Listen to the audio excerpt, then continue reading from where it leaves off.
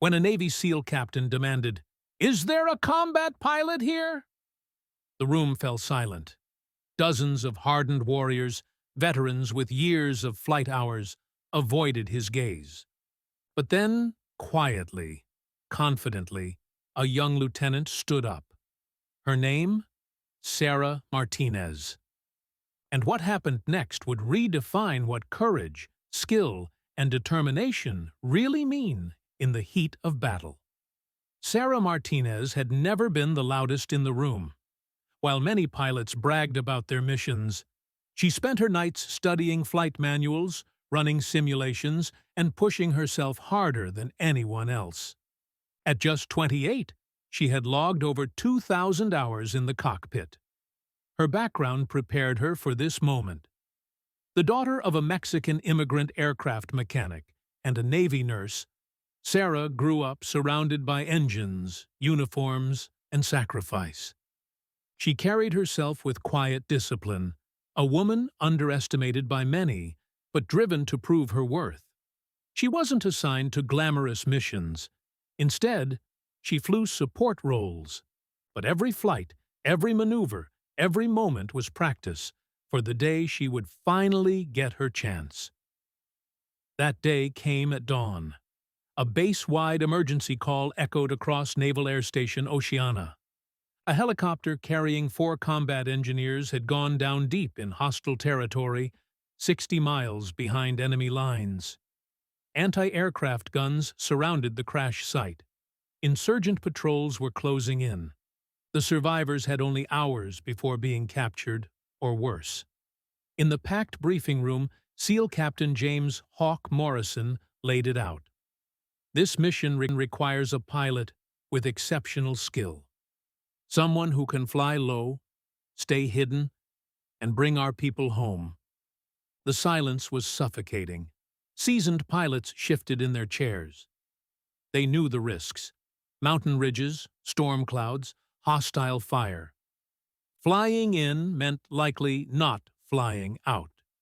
And then Sarah stood. Every head turned. A young woman, slight in frame, standing among decorated men. Whispers filled the room. Could she handle it? Did she even belong here?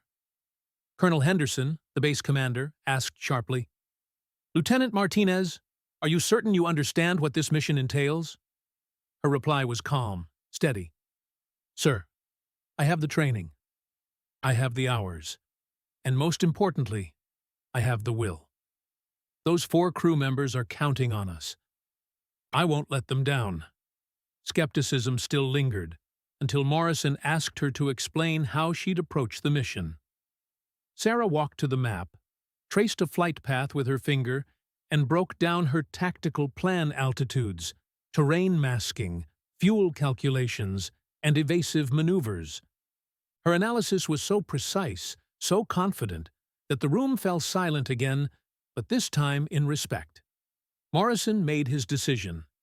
"Lieutenant Martinez, you have the mission." Wheels up in 2 hours. Preparation was a blur: engine checks, navigation calibrations, survival gear packed tight. Chief Petty Officer Rodriguez, a trusted mechanic, gave her aircraft one final blessing. "She'll fly, Lieutenant. Just bring her back." As Sarah climbed into the cockpit, dozens watched. Some still doubted. Others silently prayed. She tightened her harness, whispered to herself, and ignited the engine. The aircraft roared down the runway and lifted into a sky heavy with clouds, carrying her toward destiny. The first 30 minutes were calm, but the moment she crossed into enemy airspace, the mission transformed into a deadly test of skill. Flying barely above treetops, Sarah used valleys and ridgelines to stay invisible to radar. Gusting winds slammed her wings. Mountain peaks loomed like jagged knives in the haze. Enemy tracers erupted from below, streaks of fire clawing at the night. With split-second instincts, she dove, banked hard, and threaded her aircraft through a narrow canyon. The modified plane groaned under the strain, but it held. Her hands stayed steady.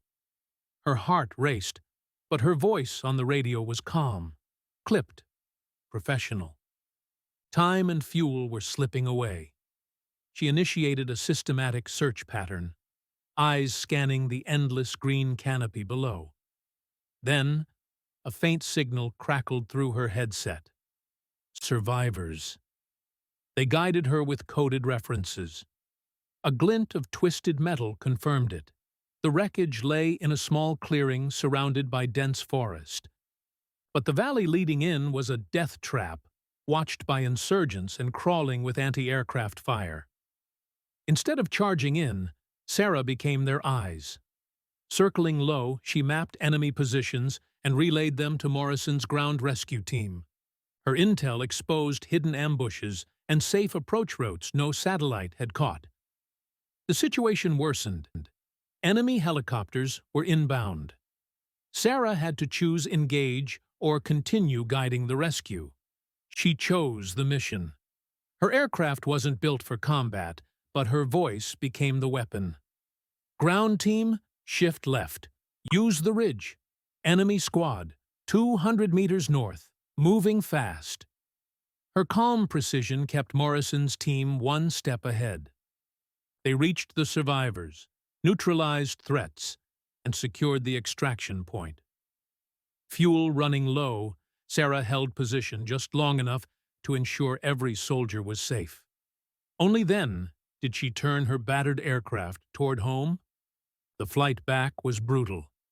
Storm clouds slammed her cockpit, winds threatened to rip her wings apart, and her fuel gauge was nearly on empty.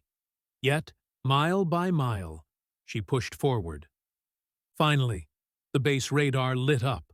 Lieutenant Martinez was coming home. As her wheels touched down, the flight line erupted. Relief, respect, awe. She had done the impossible. The rescued engineers fully recovered. Captain Morrison credited Sarah with saving the mission. Colonel Henderson admitted he had doubted her, but never again. Reporters tried to make her a headline. She deflected credit. It was a team effort. I was just doing my job. But everyone knew the truth. Sarah Martinez had become a symbol not of gender, not of novelty, but of skill, courage, and relentless dedication. She proved that true warriors don't need to shout. Sometimes they just quietly stand up when it matters most. If this story inspired you, don't keep it to yourself. Hit that like button, share it with someone who loves untold military stories, and subscribe to Truth Untwists, where we uncover the hidden missions, the silent heroes, and the truths that deserve to be heard. Because real courage doesn't always roar. Sometimes it simply stands.